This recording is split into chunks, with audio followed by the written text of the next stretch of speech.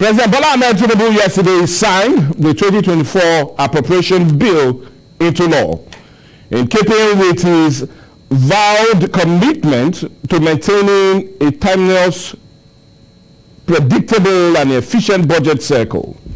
Mr. President ascended to the bill in his office at the Presidential Villa in State House shortly after returning to Abuja from Lagos, where he spent his Christmas and New Year celebration. Speaking at the signing of the bill yesterday, President Tinubu assured Nigerians that the implementation of the budget will be efficient and will be pursued with vigorous ways and monitored.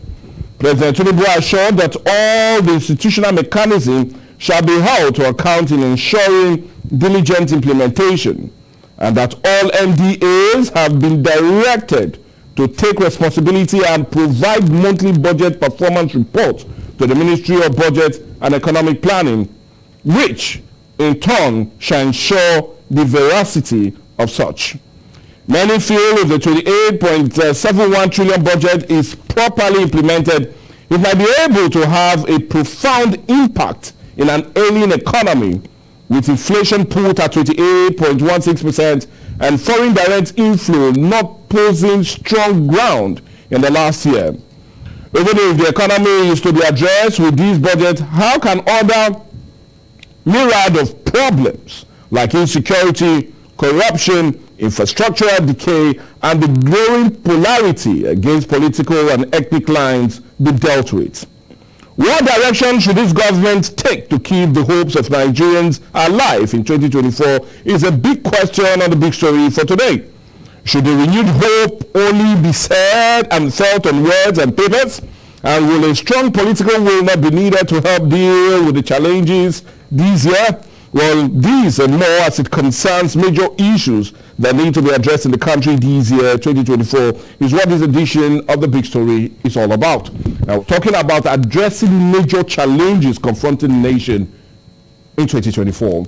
And that's what we're having as a major discourse today on The Big Story, looking at what we did yesterday. Yesterday, if you really look at it, we looked at some major issues that took center stage in the country in 2023. And many will say, well, we had a myriad of issues, but the biggest was the introduction or removal of fuel subsidy. But anyway, we're not removing ourselves from such issues, but rather looking at other major issues that will be confronting us as a people in 2024, as we also try to make sense in, the budget of renewed hope. Well, that's what he calls it. But anyway, we need to introduce no other person, but it will be the first time he's joining us this year. And we're talking of no other person, but Chief Olori Magege. Good morning and welcome to the show. Happy New Year first. Happy New Year. Good morning, you and Happy New Year to everybody.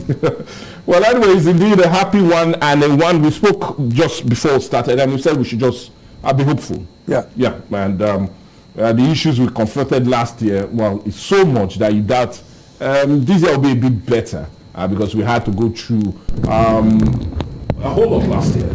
But anyway, as much as I would love us to dive deep into most of the issues that will need concerted efforts in addressing this year, I rather want us, or prefer we start off first with the budget that was signed, or passed rather, on Saturday by the National Assembly, and signed only yesterday, which is the 1st of January 2024, by Mr. President. Now, he did that all in a bid to keep with the usual January to December cycle of the budget.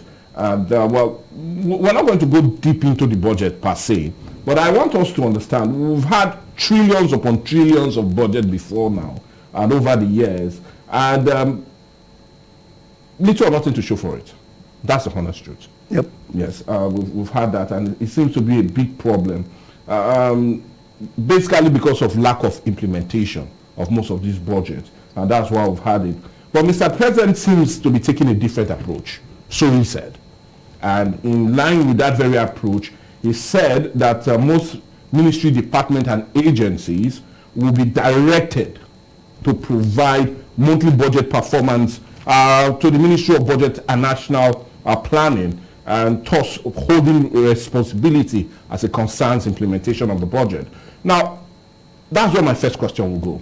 Now, do you see this dealing with the issue of lack of or poor implementation of the budget Or do you still have strong reservation as it concerns the method of responsive implementation, just like he said? You see, Mike, there are issues with implementation. Okay. One, efficient and effective implementation. You want to construct a road, is it effectively constructed? Effectively constructed. Okay. In other words, didn't meet the specification. Then there is the issue of corruption. Because corruption comes in very many colors. Like feeding school children when they are holidays. So you could report to the Ministry of Budget Planning and Planning. This is how far we've done. Yeah. Monthly reports. Percentage of performance. Yeah. Does the Ministry of Budget and Planning have the capacity to monitor the veracity of this report? Is it a cook report? It's another question. It's another question. And you do not know what the Ministry itself of Planning, Budget and Planning, has in cohort with the reporting MDA, the reporting Ministry, and Department Agency. You don't know. The bottom line is patriotism. Do we have patriotism in the minds of the implementers of the budget? That is very, very important. Very, very, very important. Another thing is what we are implementing directly beneficial to the economy? Okay. That's another question. That's another question. When an economy is in this kind of doldrum, what a government does is to go into massive infrastructure revamping. Okay. What that does is it has a lot of ripple effect. You are buying, you are employing. You are buying, you are employing, and you are constructing. That's what Obama did in the U.S. If you remember, that's after what the collapse of the estate and capital market. Yes, it went into massive infrastructure revamping, and it did revamp. It did revamp the economy, but I look at the budget. What is going into reconstruction is so minimal. What is eating the entire budget? Debt servicing. Debt servicing. When you have debt servicing that is taking so much a huge percentage, debt servicing is taking more than the entire capital expenditure. That's a big problem. But let's continue to hope. We can only hope, right? That's the only thing left for us in Nigeria. But now you talked about debt servicing, and this was a problem this administration inherited. So there's little or nothing they can do on the mining. Yes, we know they came on board and more was added to already the debt profile. Yes. Yeah, we do understand that. But I want us to leave that now, because I'm really so concerned about what Nigerians will gain this year as it concerns not just the budget but the economy.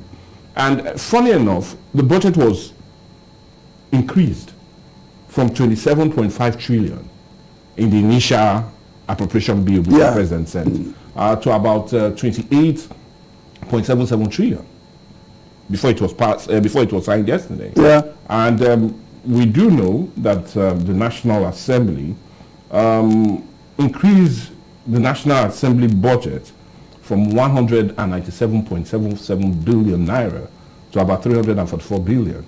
But I don't want us to go there now yet. Well, you want us to discuss how the National Assembly is holding Nigeria hostage. Okay, well, I'm coming to that. I'll plead with you. That's why I said I do not want us to go there yet. Yeah. Because it's more of a controversy that is brewing already. But I would rather want us to deal with the issue that concerns Nigeria. What will our gain be in this budget? Now, the question I want to ask, can this budget truly deal with the issues of growing inflation that is put at 28%? And not only that, but also the issue of soaring economic growth due to the issue of capital flight away from the country, from very direct influence. So let's look at it, because that's what the coordinating minister of the economy, Wale Edo, said they thought of in actually preparing this budget. So do you see this budget dealing with those two major issues, inflation and also help spur economic growth? First, inflation. You don't solve inflation challenges by waving the hand, by wave of the hand. Of course not. Inflation is at 28%. Yeah. That is the official one. That is released by the National Bureau of Statistics. Sir. Yes, that MBS. I have questions on this platform. Yes, the validity of the process of that MBS employs in arriving at these statistics. To me and you, when you buy toothpaste today at 700 naira, and you bought it 2 or 3 weeks ago at 500 naira, that is not 28% inflation. We're talking of practical inflation. What NBS is doling out is theoretical inflation. The inflation that we are seeing here, okay, Agbaro to Ugele 2 months ago was 400 naira. I paid 700 naira to get here. Is that 28%? No. Inflation means a rise or decline in prices. So we're not getting it right within that sector, but that's another matter. But anyway, that's another discussion for another day. To bring down inflation, a country must be productive. The manufacturing sector must be very productive. The agricultural sector must be very productive. The civil service must be seen to be highly efficient. Because the civil service itself is a consumer of resources. It doesn't produce any resources. Yeah. But if it, yes, a consumer. But if it is efficient, at least we can get value for the money that we are paying them. Because recurrent is still high. It has yes, recurrent is high. In the last 10 years. Yes, and it's rising. So, and the labor is demanding a review of salaries. So, I do not see, therefore, how this budget will control, will reduce inflation. Labor is rightly demanding increase in wages. Increase in wages of workers does not necessarily translate into increase in savings. No. It doesn't. It has never happened in Nigeria. No. Increase in wages means that landlords will increase their rent. Foodstuff will go up. So whatever gain the poor worker is making by the price increase, salary increase, is eaten up. So the only economic growth can only come if they are able to save a substantial amount. Yes. So I do not see in the budget any stimulation for the manufacturing sector. I'm not seeing it. In an economy that is import dependent, we are import dependent. We don't expect much. We don't export much outside crude. Apart crude. Yeah. Outside crude.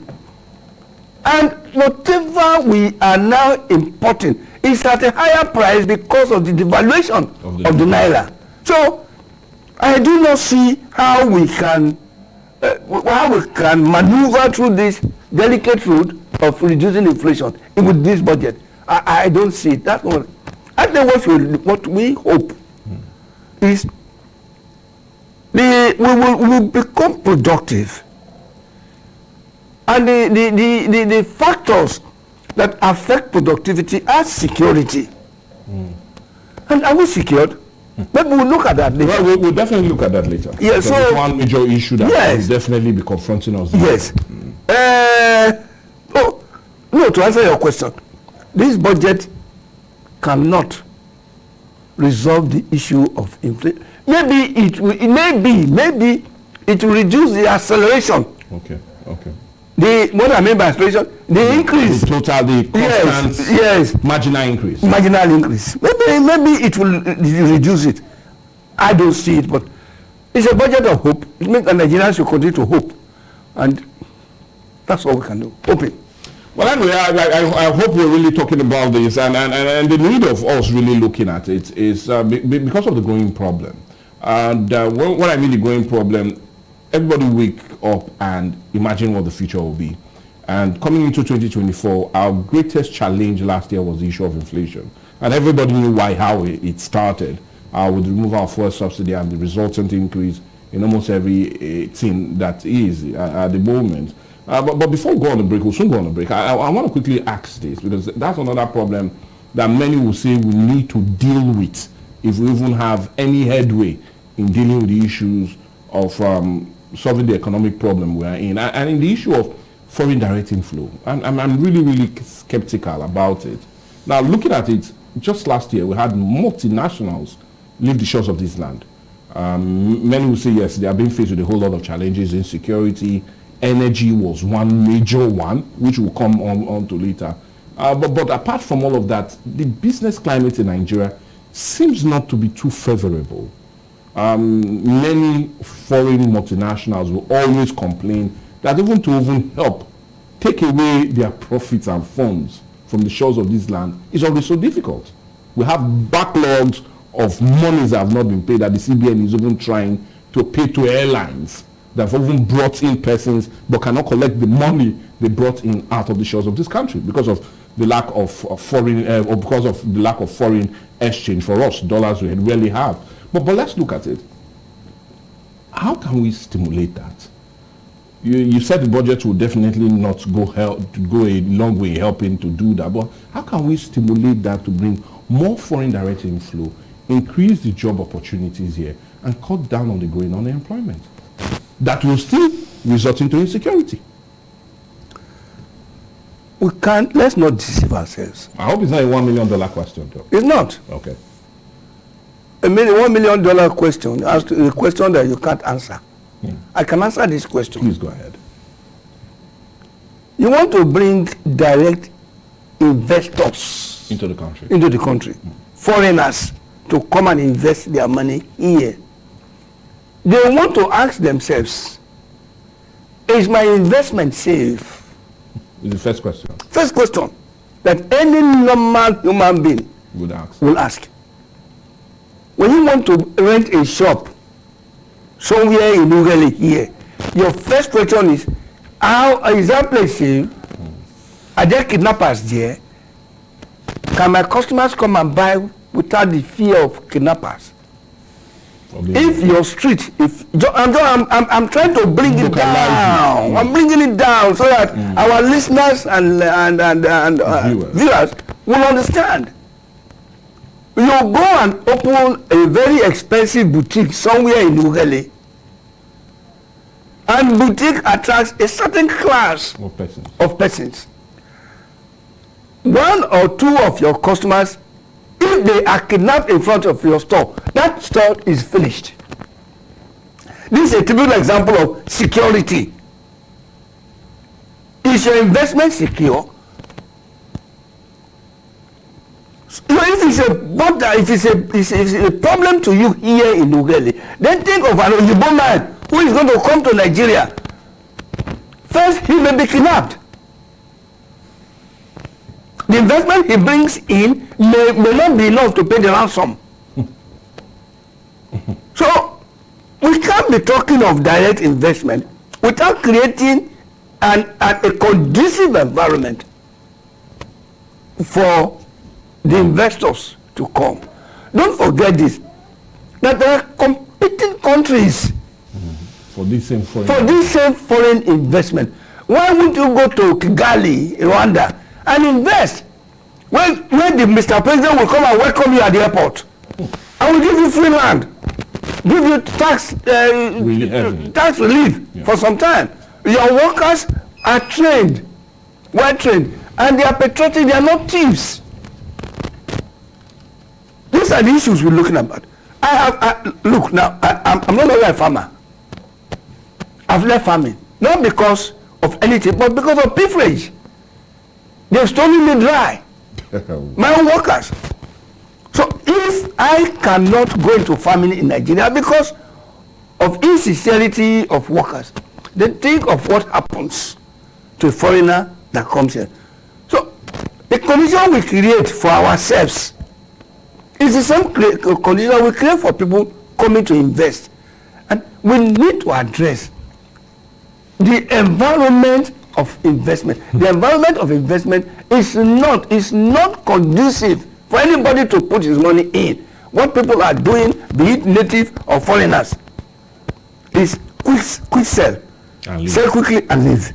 Make short profit and leave. And that's what P&G is thinking of doing. Yes. Closing the manufacturing sector, but increasing the wholesale and distribution. So they can import. I mean, they will import. And make their gains. Yes, so we are going to trading. Okay, anyway, before we trade away this topic, I'll plead with you to hold on. We need to go on a break now, but when we come back, we'll continue our discussion as we look at major challenges that the country will be confronted with going into 2024. Let's go on a break.